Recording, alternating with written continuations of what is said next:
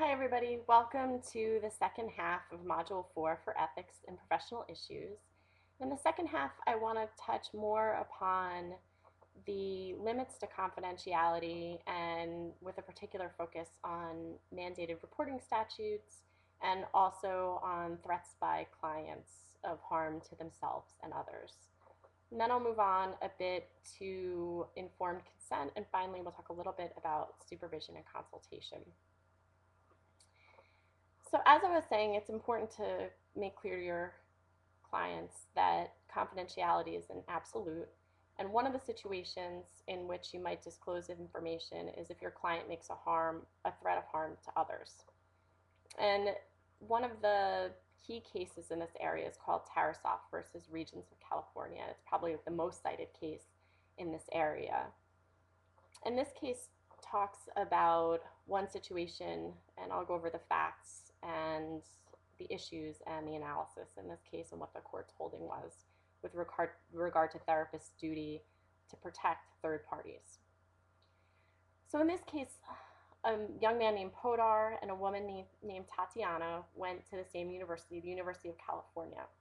And they met, and Podar became a bit obsessed with Tatiana. They flirted a bit. She wasn't interested, and then he felt slighted by this. He starts to have thoughts that he's going to harm her. He's encouraged by others to go to the student counseling center, which he does.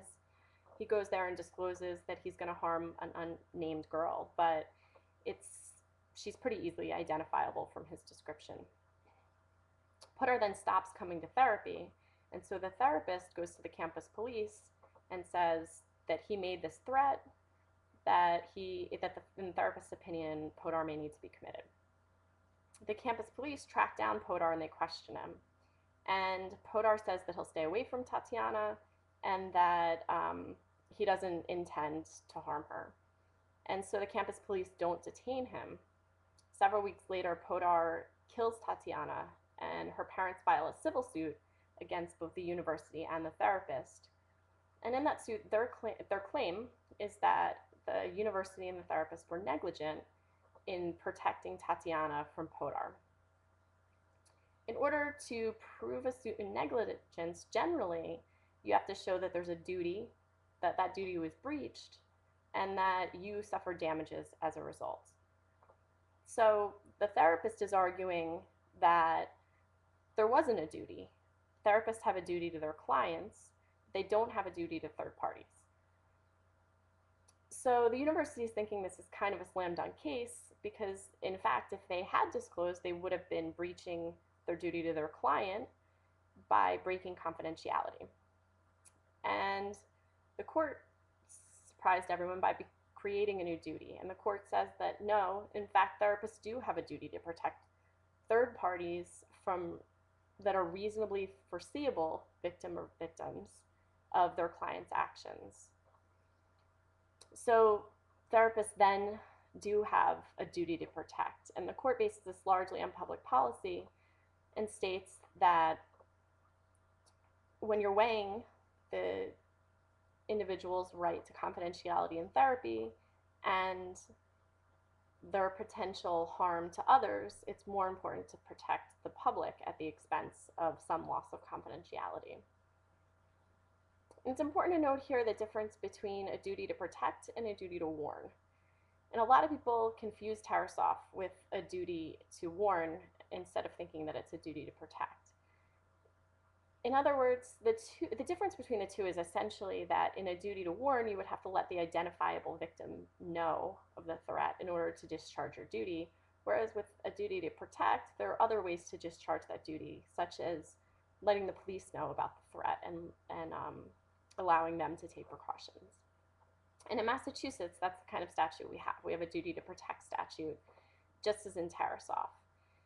And under that statute, the therapist is required to take reasonable precautions, which I'll come back to, in pretty specific circumstances. So it's a pretty limiting statute.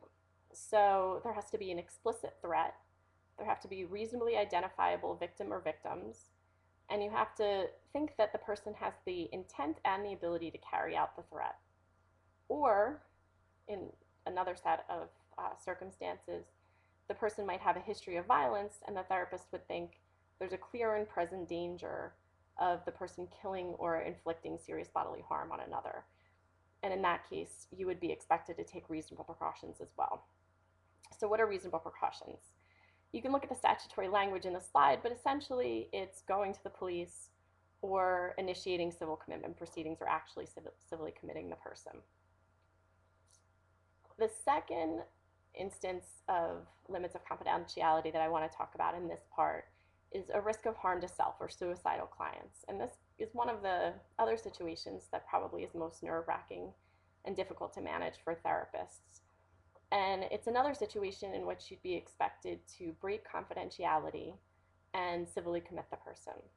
And the standard generally is if you think that a failure to hospitalize that person would create a likelihood of serious harm due to their mental illness. So if you think they meet that criteria, you can break confidentiality to try and civilly commit them.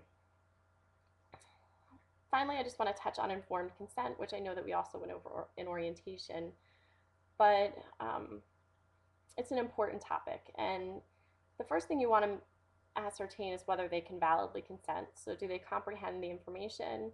Can they think about it rationally, reason about it, and voluntarily provide consent to you? So in cases like kids, where they're not considered to be able to give consent for themselves, or people who have guardians, you want to assess their ability to assent. So even though you're getting consent from the person who's legally responsible for their decisions, you also want to check their assent.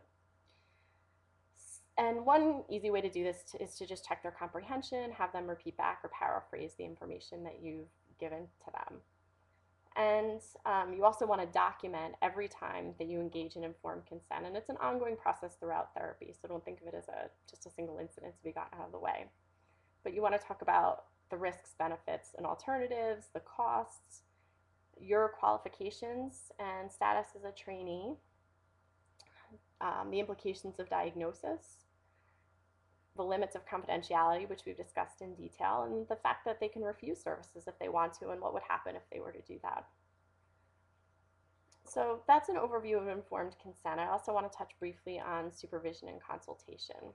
And the contrast between these two types of relationships, well, one of the contrasts is that supervision is a situation in which a supervisor is overseeing the work of a trainee. And the focus in that relationship is on the development of the therapist's skills, but also protecting the client. So the supervisor, you're working under their license, it's ultimately their ethical and legal responsibility to make sure that the client is well cared for.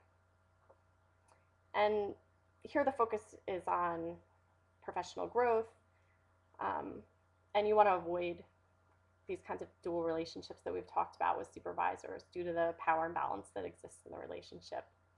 In contrast, during consultation, you're usually talking about two professionals who are peers, one of whom is providing some type of professional service that can help out the other. And I think the main point with regard to consultation is that you want to make sure at the outset of the relationship to outline specifically what the expectations of a consultation will be, possibly have a contract or an agreement to that effect.